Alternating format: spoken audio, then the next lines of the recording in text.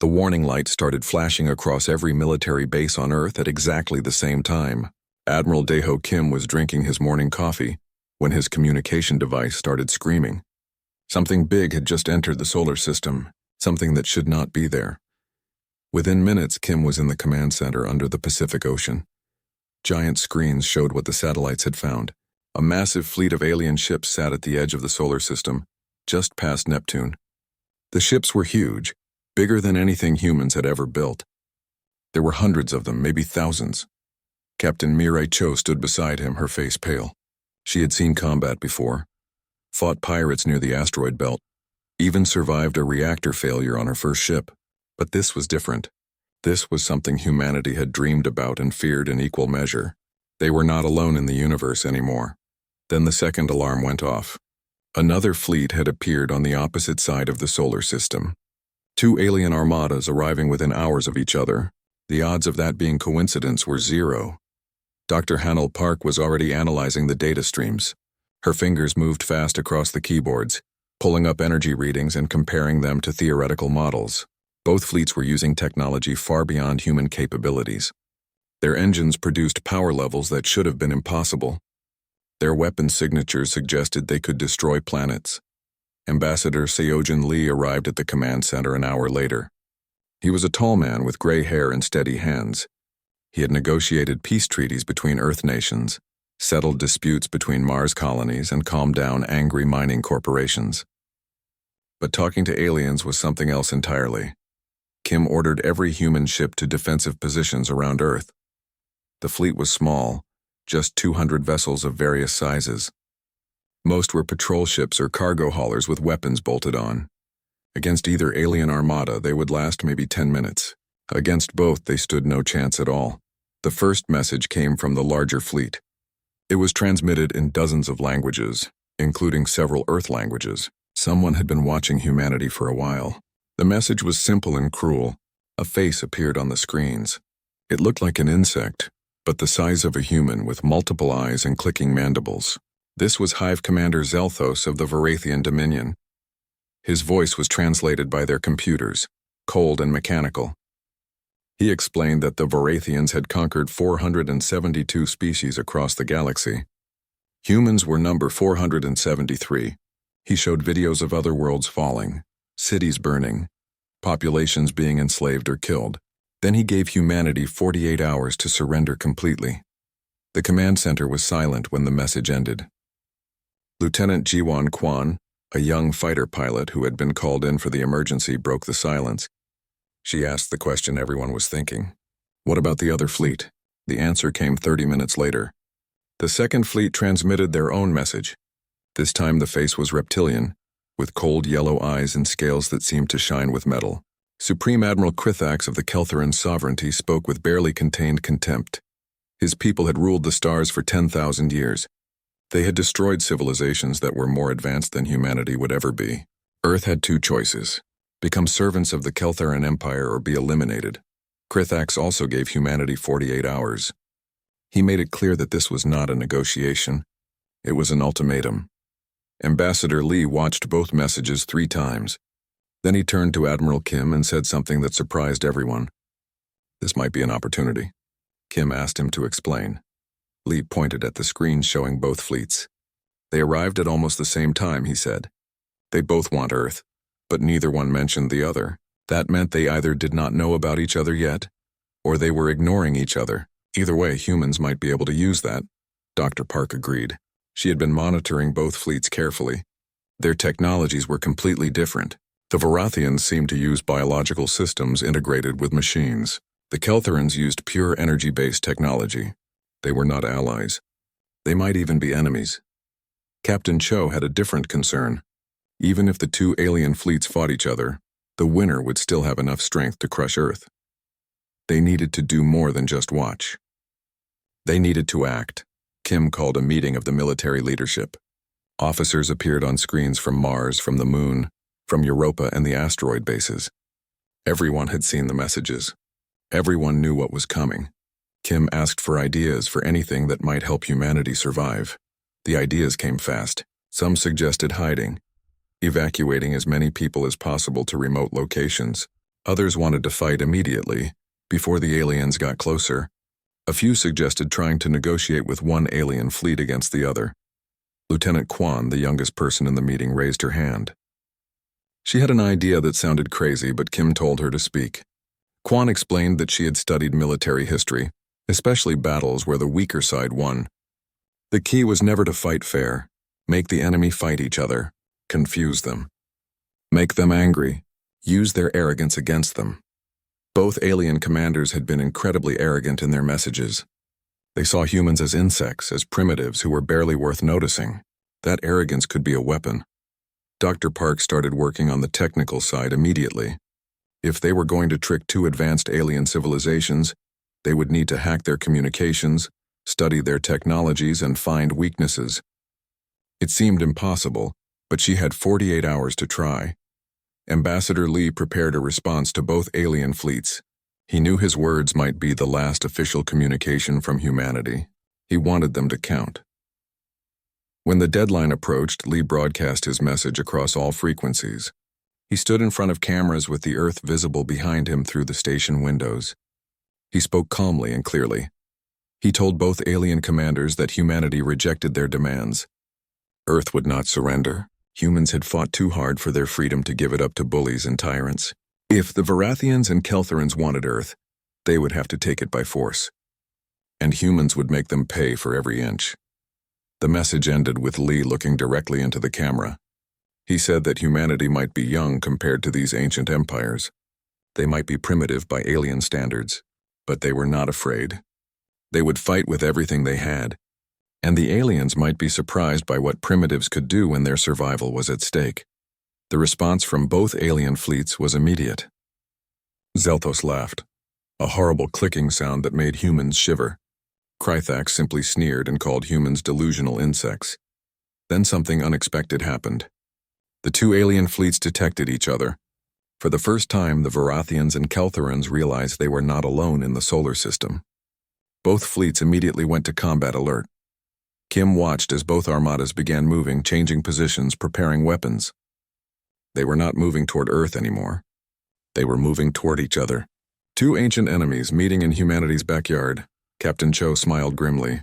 The game had begun. Now they just had to survive long enough to play it. The aliens thought humans were primitives who could be ignored. They were about to learn a very expensive lesson. Never underestimate someone fighting for their home. Dr. Hanul Park had not slept in 36 hours. Her eyes were red and her hands shook slightly as she typed, but she kept working. Around her, dozens of other scientists and programmers did the same. They were racing against time to understand technology that was centuries beyond their own. She had made progress, though. Both alien fleets used quantum communication systems to coordinate their ships. The encryption was incredibly complex, but it followed logical patterns. Park was good with patterns. She had already broken through the first few layers of the Keltheran system. The Varathian system was harder. Their technology mixed organic and mechanical components in ways that seemed impossible. But Park noticed something interesting. The biological parts had predictable rhythms, almost like a heartbeat. Once she found that rhythm, she could start to predict the encryption changes. Captain Mireille Cho was working on a different problem. The human fleet was tiny compared to either alien armada. They could not win a straight fight. So Cho was making sure they never had to fight straight. She had engineers modifying every available ship with stealth technology. The systems were originally designed for mining operations, to hide valuable asteroid claims from competitors. Now they were being repurposed to hide warships from alien sensors. The modifications were not perfect, but they might work long enough to matter. Lieutenant Jiwan Quan was in space, leading a reconnaissance mission. Her squadron of 12 fighters moved slowly through the darkness between the two alien fleets. They kept their engines on minimum power and their weapons cold. To alien sensors, they looked like floating debris. Quan watched the alien ships carefully. The Varathians had thousands of small fighters swarming around their capital ships like angry insects.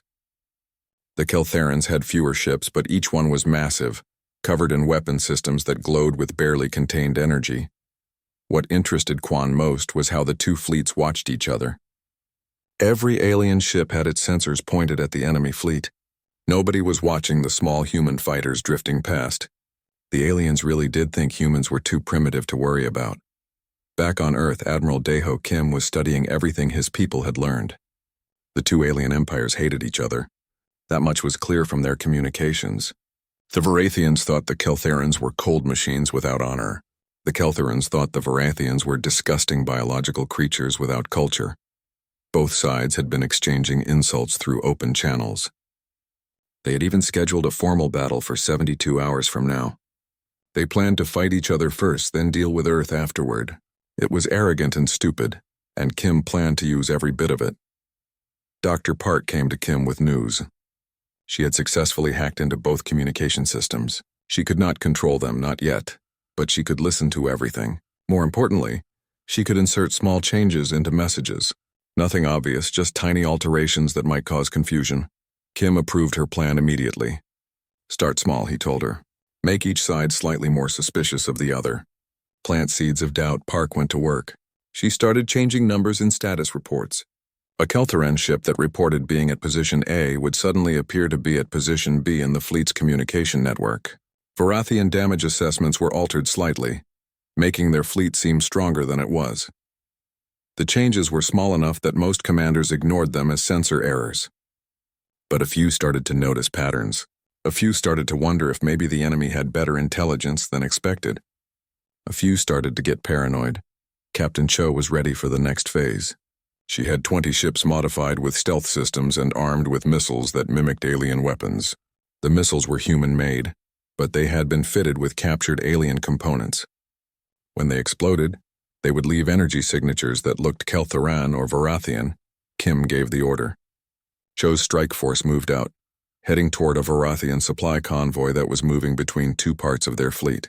The convoy had minimal protection because it was far from the Kelteran fleet.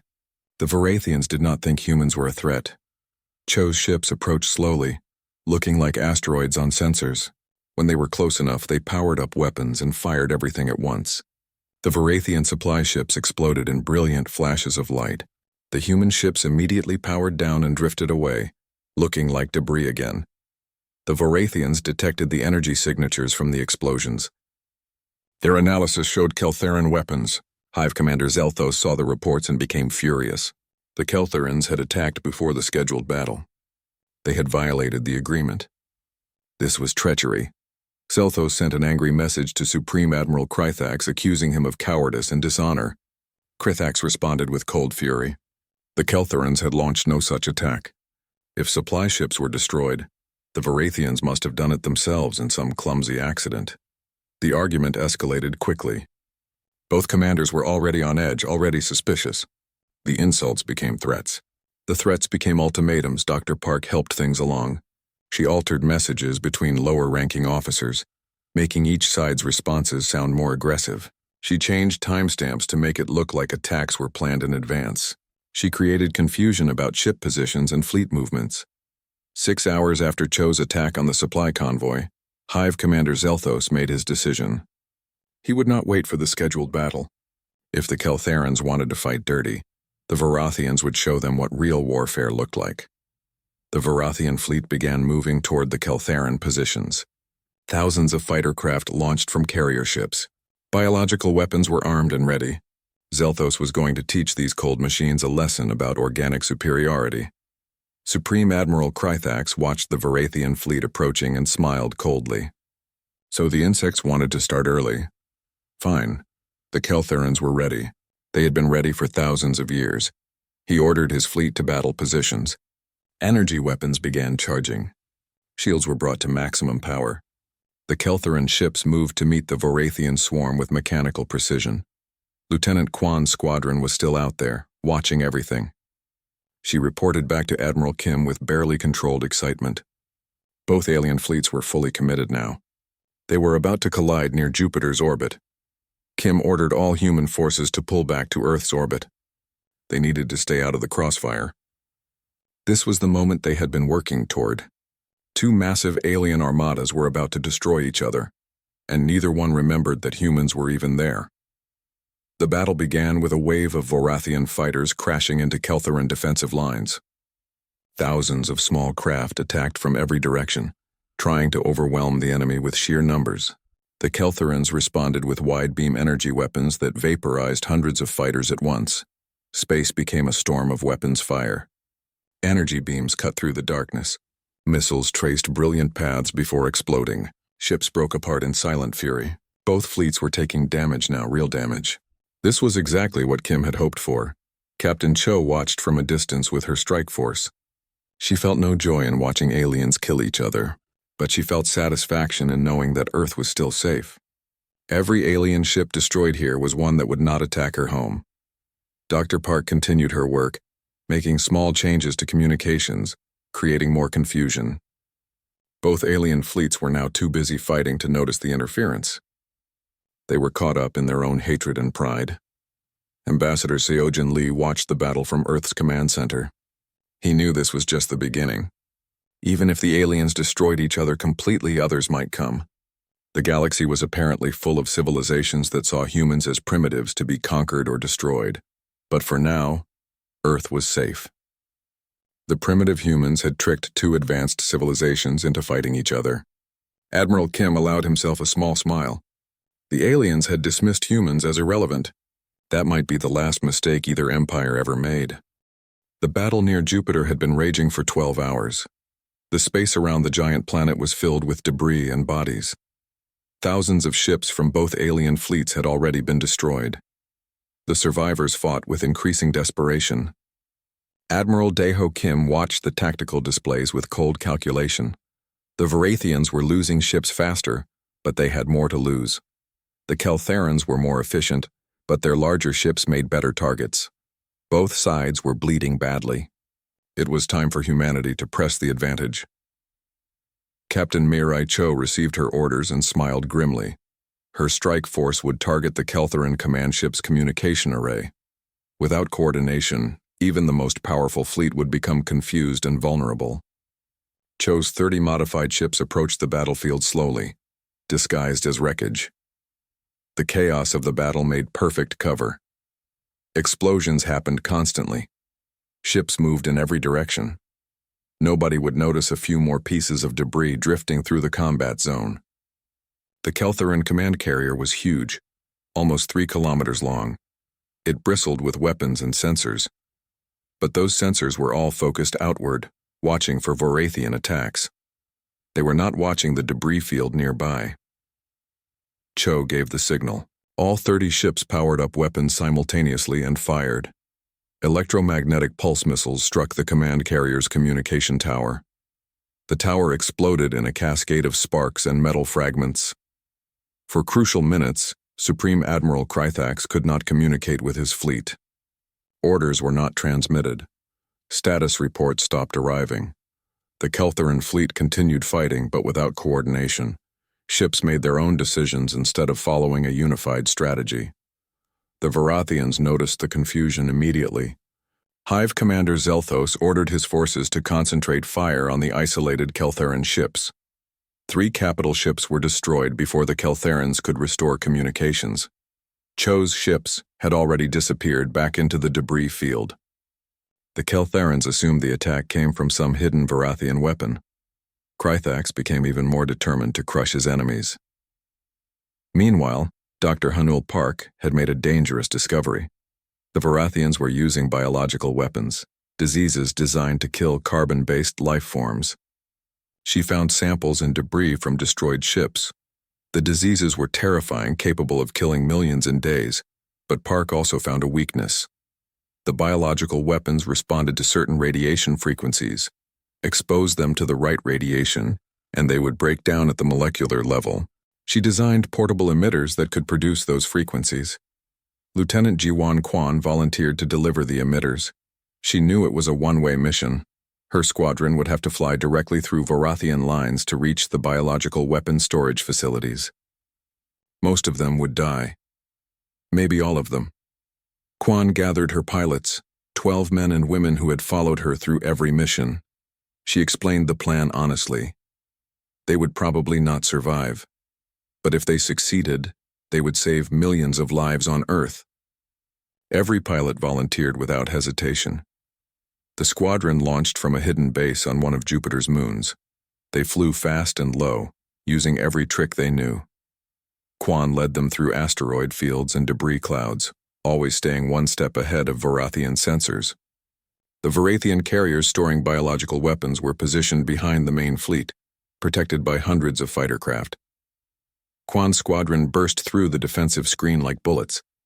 They lost 4 ships in the first 30 seconds. Quan's fighter took hits to the engines and life support. Alarms screamed in her cockpit. She ignored them and flew straight at the nearest carrier. Behind her, her remaining pilots did the same, each targeting a different ship. They activated the emitters at point-blank range. The radiation flooded into the Varathian carriers, penetrating their hulls and reaching the biological weapon storage areas. The weapons began breaking down immediately, their carefully designed molecules falling apart. The breakdown triggered massive chain reactions. The biological compounds were unstable once they started decomposing. 6 Varathian carriers exploded within seconds of each other, massive detonations that destroyed dozens of nearby ships. Quan saw the explosions through her cracked cockpit window. She tried to steer away, but her engines were dead.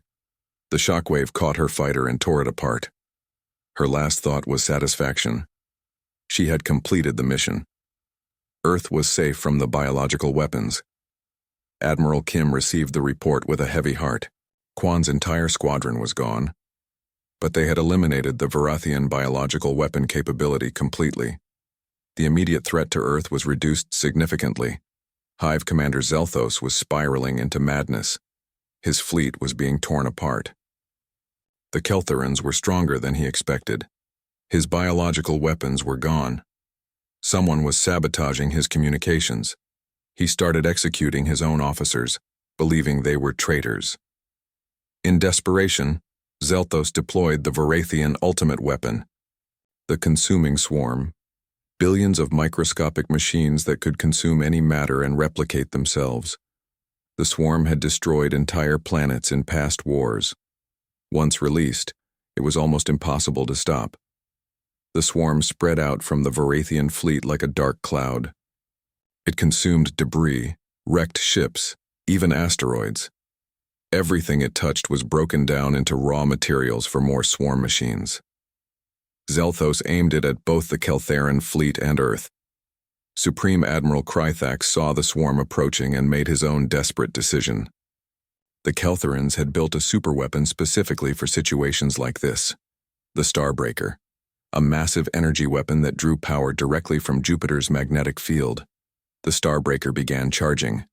Energy readings climbed to impossible levels. The weapon was designed to destroy moon-sized targets in a single shot. It would easily vaporize the Varathian flagship and everything around it. Dr. Park saw the danger immediately. The consuming swarm was heading toward Earth. The Starbreaker was charging to fire. Both threats would arrive at almost the same time. Humanity needed a solution that handled both problems at once. She proposed an insane plan. Hack into the Starbreaker's targeting system. Redirect the beam into the consuming swarm. The energy would vaporize the swarm completely. But the Starbreaker had self-destruct systems. Changing its target would trigger a massive explosion. Admiral Kim did not hesitate. Do it. They would deal with the explosion afterward. Without the plan, both the swarm and the Starbreaker would destroy Earth anyway. Park's fingers flew across her console. The Starbreaker's security was incredible. Layer after layer of encryption and safeguards. She had less than 30 minutes to break through all of it. Captain Cho launched another strike to buy time. Her ships attacked the Starbreaker's sensor arrays, creating confusion. Keltheran defenders finally realized humans were actively interfering in the battle. They sent interceptors after Cho's force. The human pilots fought desperately. They were outnumbered and outgunned, but they knew what was at stake. Every second they bought gave Dr. Park more time to complete her hack. With 8 minutes remaining before the Starbreaker fired, Park broke through the final security layer. She gained control of the targeting system. She recalculated the firing. Solution: aiming the massive energy beam directly at the approaching consuming swarm. The Starbreaker fired. A lance of pure white energy stretched across millions of kilometers. It struck the consuming swarm exactly where Park had calculated. The swarm vaporized instantly, every microscopic machine destroyed in a flash of heat and radiation. The beam continued through the swarm and destroyed 6 Varathian capital ships before the Starbreaker's self-destruct activated. The weapon exploded with enough force to light up the entire Jupiter system. The explosion destroyed 30 Keltheran ships that were too close. Both alien fleets were now badly damaged and completely demoralized. The Varathians had lost their biological weapons and the consuming swarm. The Keltherans had lost their superweapon and dozens of capital ships. And both sides were beginning to realize that primitive humanity had been responsible for much of their losses. The truth hit both alien commanders at almost the same moment. Humans had been manipulating them from the beginning. The species they dismissed as primitive had orchestrated the entire battle, playing them like instruments in a deadly orchestra. Supreme Admiral Krythak stood on the bridge of his damaged flagship, staring at the data his analysts had compiled. Every mysterious malfunction, every communication error, every unexpected attack traced back to human activity. The primitives had hacked both fleets, stolen their technology, and used it against them. Sub-Commander Vathras, who had been investigating the anomalies for hours, presented his final report. The humans had capabilities far beyond their apparent technology level. They were masters of deception and adaptation. Underestimating them had cost the Keltheran sovereignty thousands of ships and tens of thousands of lives. Krythax felt something he had not experienced in decades of military service: fear. If humans could do this with primitive technology, what would they become if given time to advance? They were not just survivors. They were dangerous. Hive Commander Zelthos had a different reaction. His mind, already stressed by losses and paranoia, simply broke. He broadcast a final message filled with rage and terror. The humans were not supposed to be capable of this. They were animals, barely evolved beyond their caves. Yet they had destroyed his fleet, killed thousands of his people, eliminated his weapons. Zelthos ordered his remaining ships to attack Earth directly. If he was going to die, he would take the humans with him. But before the order could be executed, a Keltheran plasma beam cut through his flagship's command section.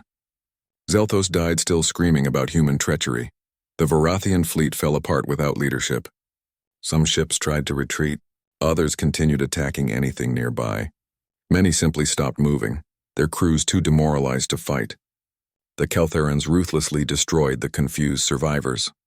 Admiral Daeho Kim watched the chaos and knew this was humanity's moment. Both alien fleets were damaged and confused. The Varathians were leaderless.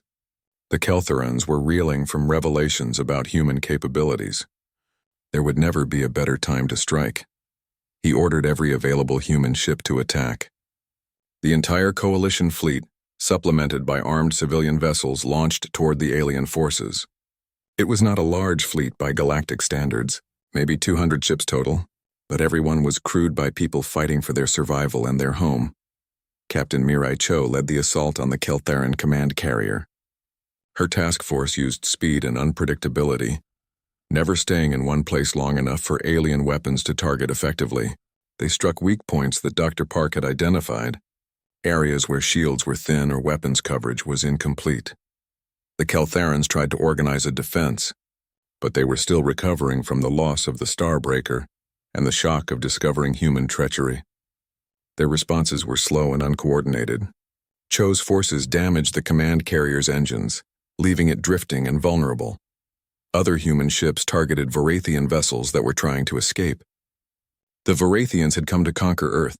Now they were running for their lives, their mighty armada reduced to scattered survivors. A damaged Varathian dreadnought, its navigation systems failing, began falling toward Earth's orbital defense platforms. If it crashed into the platforms, it would cripple Earth's defenses. Someone had to stop it. The transmission came from deep space, a single surviving fighter from Lieutenant Kwan's squadron. The pilot had been presumed dead after the biological weapon attack. Her ship was barely functional, held together by emergency repairs and determination. She flew directly at the dreadnought's reactor core, dodging defensive fire from automated systems. Her weapons were depleted, her shields gone. She armed every remaining explosive on her fighter and rammed the dreadnought at full speed. The reactor breach triggered a chain reaction. The dreadnought exploded in a brilliant flash that lit up Earth's sky. The pilot died instantly, but the orbital platforms were saved. She became the last casualty of Kwan's squadron, following her commander's example of sacrifice. The battle entered its final hours. Both alien fleets were shattered. The Varathians were almost completely destroyed, reduced to a few dozen ships fleeing in different directions. The Keltherans were in better condition but still critically damaged. Supreme Admiral Krethax was dead, killed when his flagship took damage to its command deck. Sub-Commander Vathras had assumed control of the surviving Keltheran forces. He was younger than Krethax and perhaps wiser. He understood that continuing the fight would only lead to more death. Vathras contacted Admiral Kim on an emergency frequency. The message was simple and direct. The Keltherans requested an immediate ceasefire. They would withdraw beyond the outer solar system and never return. They acknowledged that humans had won this battle through superior strategy. Kim considered the offer carefully. Human forces had the advantage, but pursuing the Keltherans would cost lives and resources. Better to let them go and focus on rebuilding. But he had one condition. The Keltherans must leave behind complete data archives, information about other alien civilizations, their technologies, their locations, maps of the galaxy, technical specifications for Keltheran systems, everything that would help humanity survive in a dangerous universe. Vathras agreed immediately. The data was worth nothing if all his people were dead. He transmitted massive files to human receivers, terabytes of information that would take years to fully analyze. Then the surviving Keltheran ships turned and began their long journey home. Dr. Hanul Park received the data transmissions with barely controlled excitement. This information would advance human technology by centuries: faster engines, better weapons, medical advances, energy systems. The Keltherans had given humanity the keys to the galaxy. Captain Cho brought her battered task force back to Earth orbit. Her flagship, the Indomitable, had taken severe damage but was still flying. She had lost ships and friends in the battle. The victory felt hollow knowing the cost. The space around Earth and Jupiter was a vast graveyard. Thousands of destroyed ships drifted in the darkness. Human, Varathian, and Keltheran vessels mixed together in death. The cleanup would take years. Some of the wrecks would simply be left as monuments. On Earth, people emerged from shelters and looked up at the sky. The battle was over. The alien fleets were gone. Humanity had survived. Cities erupted in celebrations, people crying and laughing and holding each other. They had faced extinction and lived. But Admiral Kim did not celebrate. He stood in the command center looking at casualty reports. Thousands of humans had died defending their world. Kwan's squadron, pilots and crew from damaged ships, civilians caught in debris impacts. The price of survival had been steep. Ambassador Seojun Lee joined him, equally subdued. They had won this battle, but the galaxy was full of dangers. The data from the Keltherans showed dozens of powerful civilizations. Some might become allies. Others would see humanity as a threat to be eliminated. Dr. Park brought preliminary analysis of the alien technology. With this knowledge, humans could build faster ships, stronger weapons, better defenses. They could become a real power in galactic affairs instead of primitives to be conquered. Captain Cho received orders to oversee the reconstruction of the coalition fleet. She would build new ships incorporating the best of human and alien technology, ships that could defend Earth against future threats, ships that proved humans belonged among the stars. The Varathian survivors scattered across the galaxy carried stories of their defeat. They told other civilizations about the primitives who destroyed 2 armadas through cunning and strategy. Some listeners dismissed the stories as excuses. Others took note and marked humanity as something to watch carefully. The Keltherans returned to their empire diminished and humbled. Sub-Commander Vathras reported honestly about what happened. The High Council was shocked. They had lost thousands of ships to a species that barely had space travel. New protocols were implemented. Never again would the Keltherans underestimate an opponent based on technology level alone. In the command center, Kim made a decision. Humanity would not hide from the galaxy. They would not become isolationists cowering behind their defenses. They would explore, make contact with other species, build alliances. But they would never forget this lesson. Strength comes in many forms. Technology matters less than courage, intelligence, and determination. 2 alien armadas had come to conquer primitive humanity. They had been dismissed as irrelevant, barely worth noticing. Now both armadas were destroyed, scattered, or fleeing. The galaxy would never make that mistake again.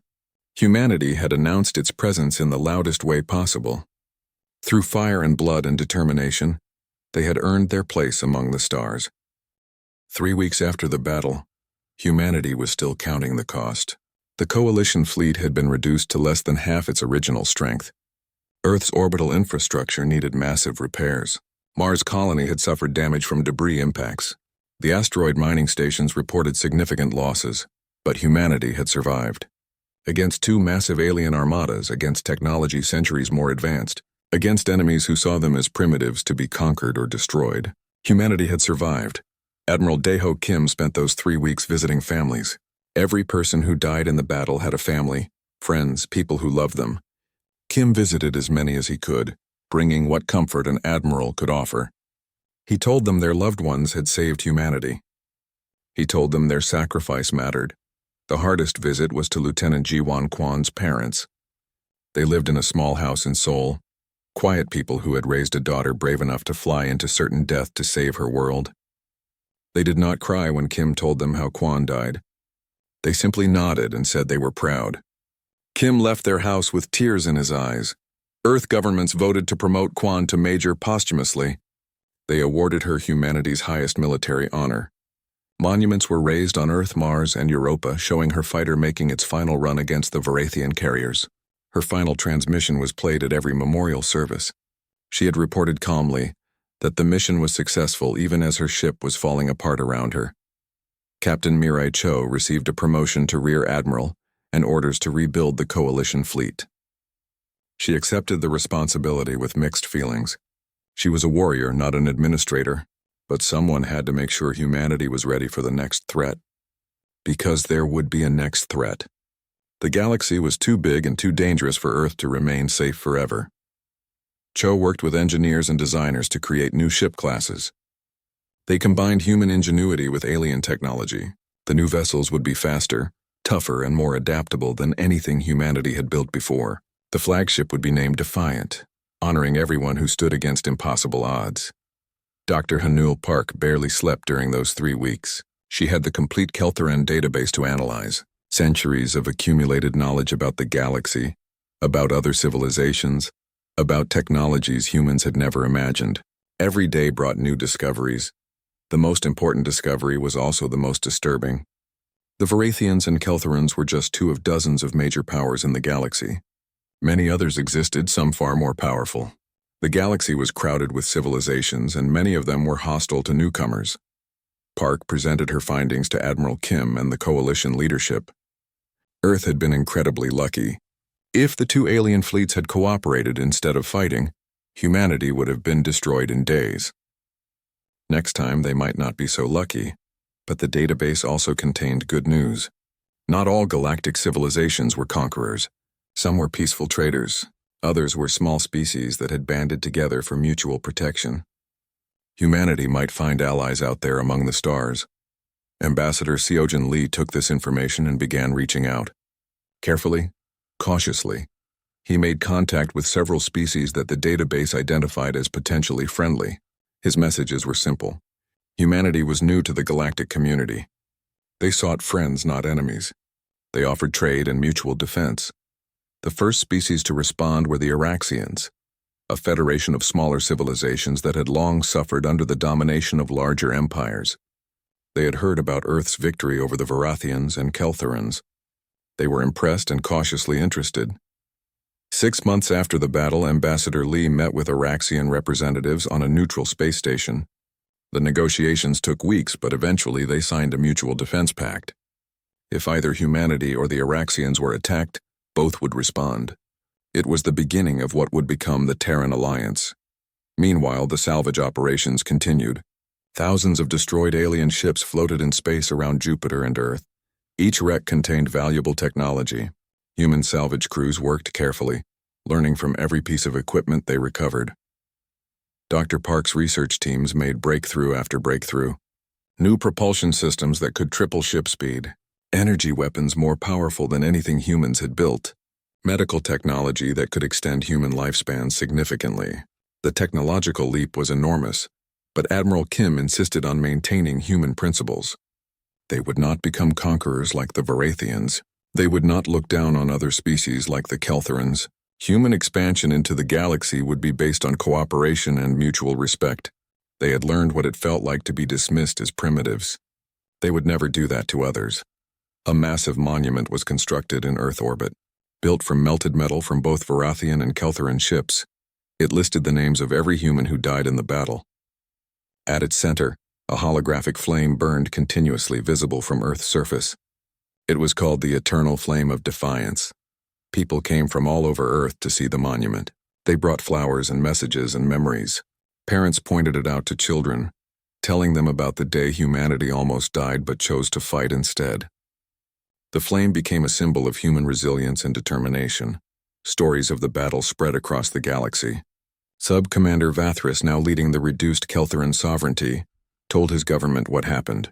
The report was distributed to other civilizations as a warning. Never underestimate a species based on their technology level. The humans had proven that cunning and determination could defeat superior firepower. The surviving Varathians returned to their homeworld in disgrace. They brought news of their catastrophic defeat. The Varathian government was furious and humiliated. They began planning for eventual revenge, but also implemented new protocols. Future invasions would be more careful, more thorough. They would never again dismiss an opponent as primitive. Other civilizations heard the stories and reacted differently.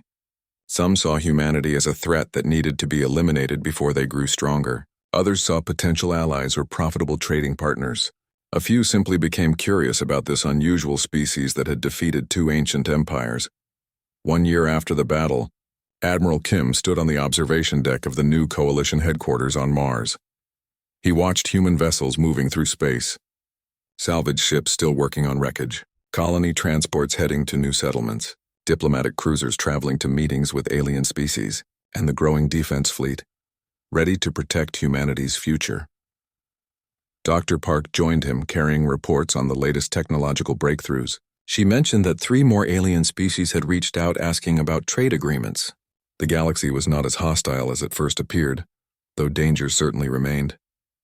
Knowledge and caution would be their best defense. Rear Admiral Cho arrived for a strategy meeting. She brought news that the first joint military exercises with Araxian forces had gone extremely well. Both species were learning from each other. The Araxians taught humans about navigating galactic politics. Humans taught the Araxians about adaptive tactics and unconventional warfare. Ambassador Lee appeared via hologram from Earth. He reported that 4 more species had requested formal diplomatic relations. Humanity's reputation was growing.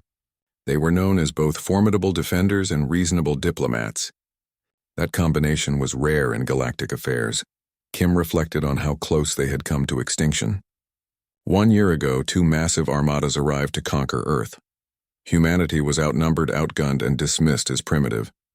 They should have lost. By every logical calculation, they should have been destroyed or enslaved. But they won. Through strategy, through courage, through willingness to sacrifice, they won. Now those armadas were debris and data, and humanity had allies across multiple star systems. They had gone from primitives to players in galactic affairs in less than a year. Kim thought about all the people who made it possible. Quan and her squadron, dying to protect Earth from biological weapons. Cho and her pilots fighting against impossible odds. Park and her scientists breaking alien codes and finding weaknesses. Lee and his diplomats turning enemies into allies. Every human who stood firm when the aliens demanded surrender. Earth's children would grow up in a different universe now. They would know that humanity was not alone. They would learn about alien species and galactic politics. They would train for the possibility of future conflicts. But they would also learn that being primitive or young did not mean being weak. The Varathians and Keltherans had dismissed humans as barely worth noticing. They had given ultimatums, shown videos of conquered worlds, demanded surrender. They had been certain of victory. They had been wrong. Catastrophically wrong. 2 ancient armadas fell under the flames of human resistance. The primitive species they dismissed had used intelligence, creativity, and determination to turn their own strengths against them. Kim watched a new warship launch from Mars orbital shipyard. The vessel incorporated the best human and alien technology, but it flew under human colors. More ships like it were being built in shipyards across the solar system. Humanity was preparing for the future. Dr. Park pointed out one of Jupiter's moons where researchers were studying captured Varathian biological